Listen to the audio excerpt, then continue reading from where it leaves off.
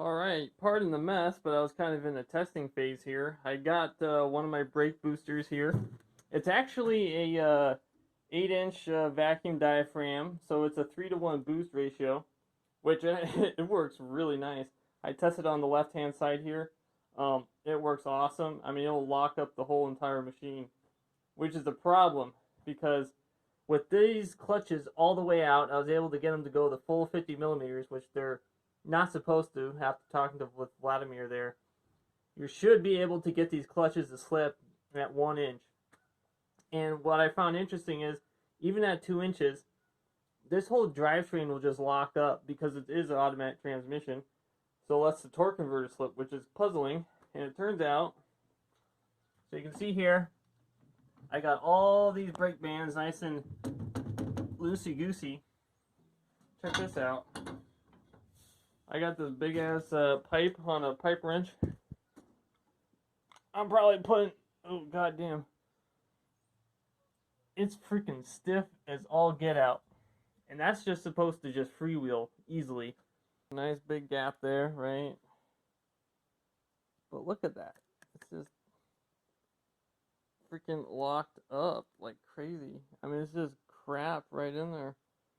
I'm just disappointed. I mean, you got some clutch plates that are free, but man, that is just terrible.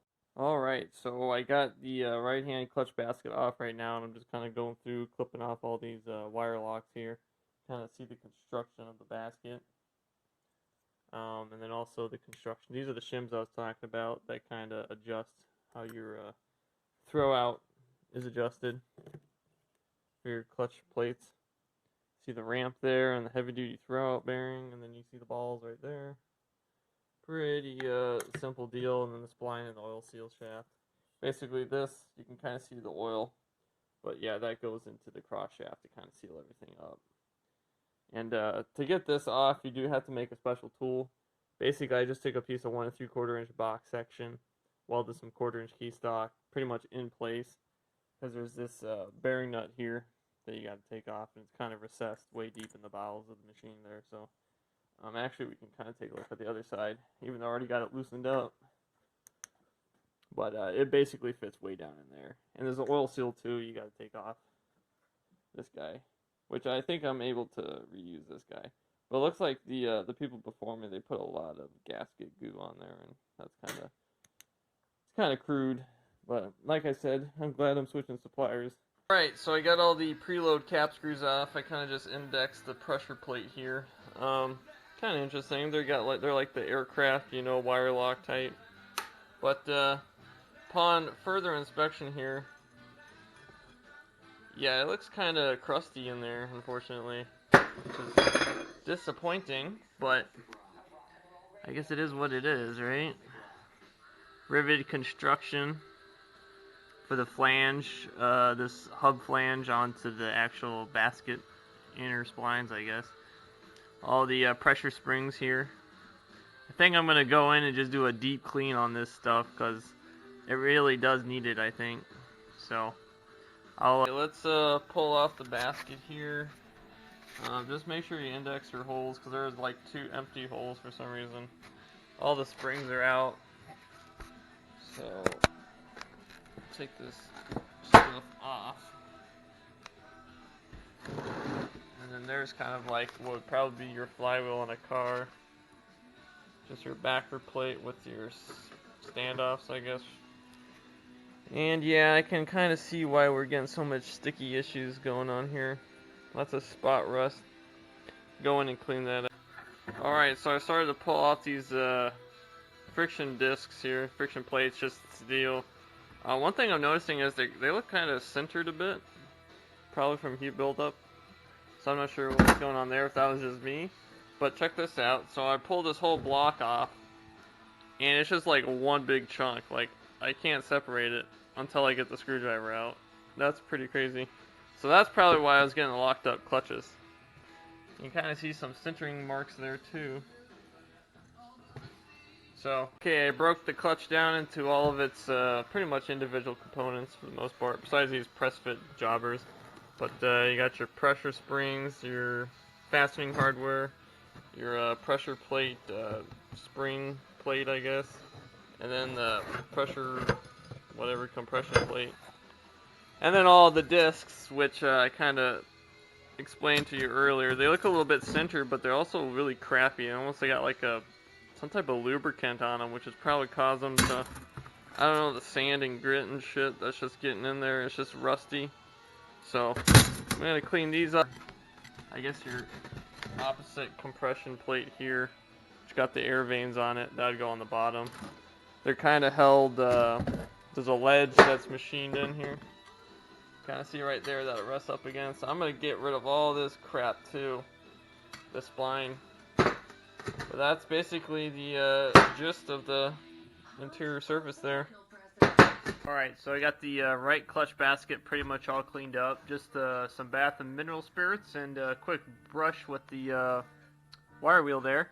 She cleaned up pretty nice there. Got all the splines nice and clean. All the plates are nice and clean as well. As you can see, you got 8 driven and then 8 driving here. So nice and cleaned up. So let's throw it back together.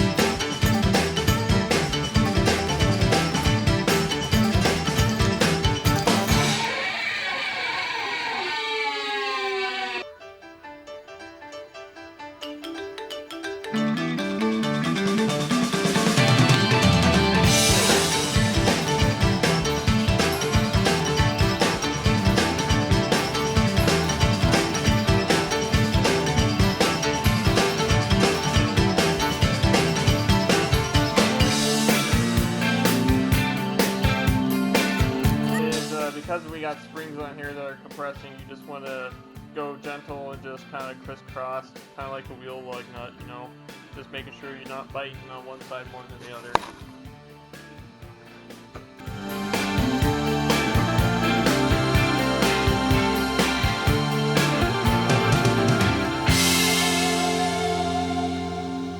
I'm moving through some changes.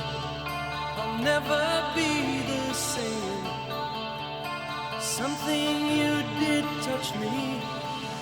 There's no one else to blame.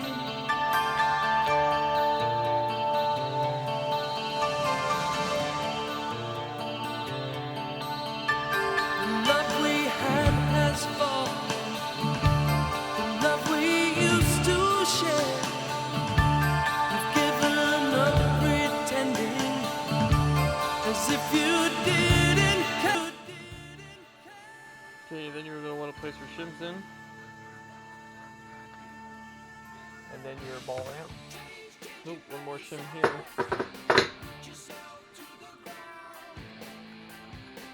And that's where you would adjust it for the free play. Here's your throwout bearing. Kind of gets wrapped up on that.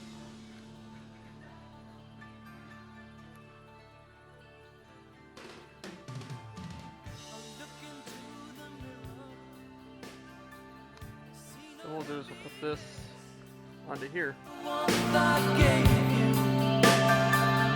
Turn to emptiness. The love we had has fallen. The love we used to share. Left me here believing. So on the right hand clutch pack, it's going to be a left hand thread.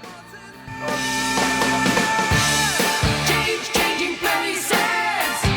Root yourself to the ground. Word to the wise. Well, you get what's coming. One word can bring you round. The